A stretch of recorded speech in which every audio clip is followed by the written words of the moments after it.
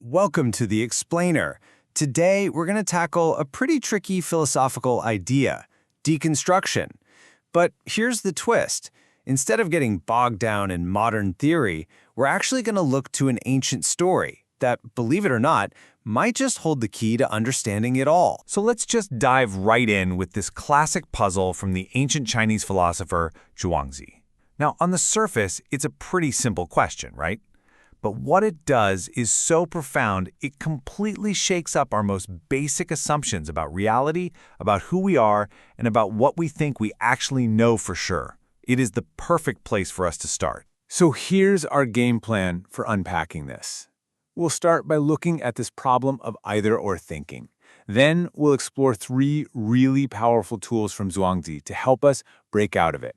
And finally, we'll see how all of that leads to this incredible radical state of transformation. All right, first up, let's get right to the heart of the problem that a philosophy like deconstruction is even trying to solve.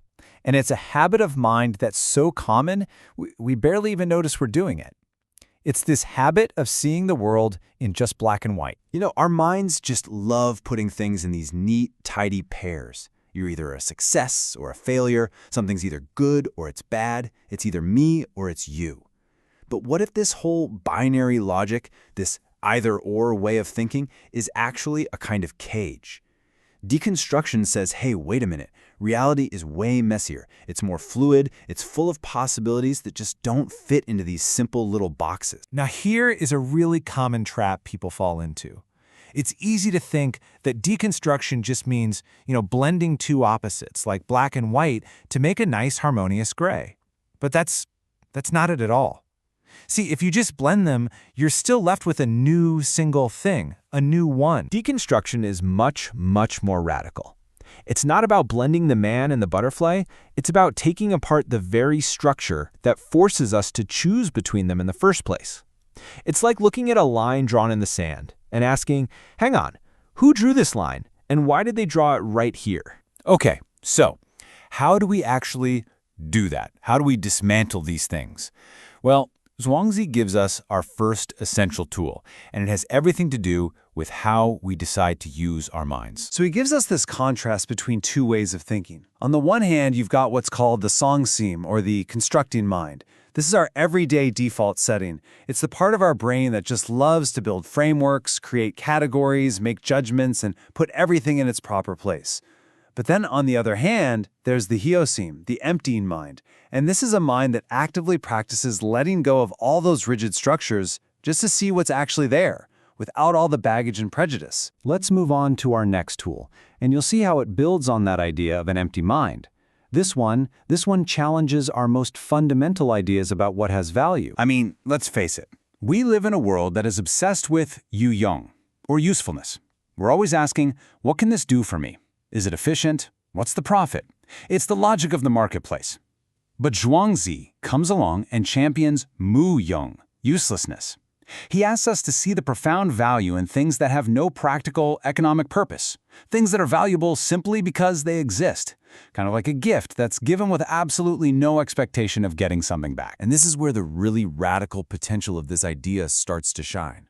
By embracing what he calls the great use of the useless, we can start to break free from that constant, relentless pressure to be productive, to be profitable. It opens up a totally different way of living, one that isn't measured by a bottom line, but by a kind of richness that pure utility could never, ever account for. Okay, this brings us to our final tool for deconstruction. And honestly, it might be the most profound, the most mind-bending one of them all. It's about completely rethinking our relationship with the other. So Zhuangzi points out 2 different ways of welcoming someone. First, there's yude, or a conditional welcome. This is when you, the host, are sizing up your guest, checking if they meet your criteria, making sure you stay firmly in control. The problem is, this can really easily slip into hostility if they don't play by your rules. But the alternative is mude, an unconditional welcome. This is a radical, total openness where you welcome the other person without any questions, without demanding that they be just like you. And this is where things get really wild. This radical hospitality leads to a stunning reversal. The guest is welcomed so completely, so totally, that they become the master of the house. And the host, in turn, becomes a guest in their own home.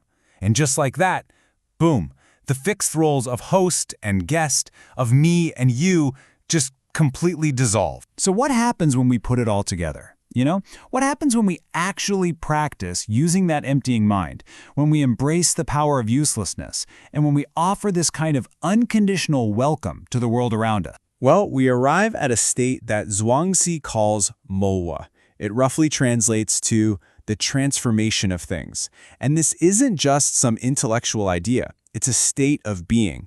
It's a way of experiencing the world where all those rigid boundaries that we build up between ourselves and everything else, they just start to dissolve. And would you look at that? We have come completely full circle right back to that butterfly puzzle we started with. But now, it's not a confusing either-or problem anymore, is it? We can finally see it for what it truly is, a beautiful description of mowa. This is the goal, this fluid, interconnected state where our fixed ideas about who we are just melt away. So really, the big takeaway here is that these ideas aren't just some abstract philosophy.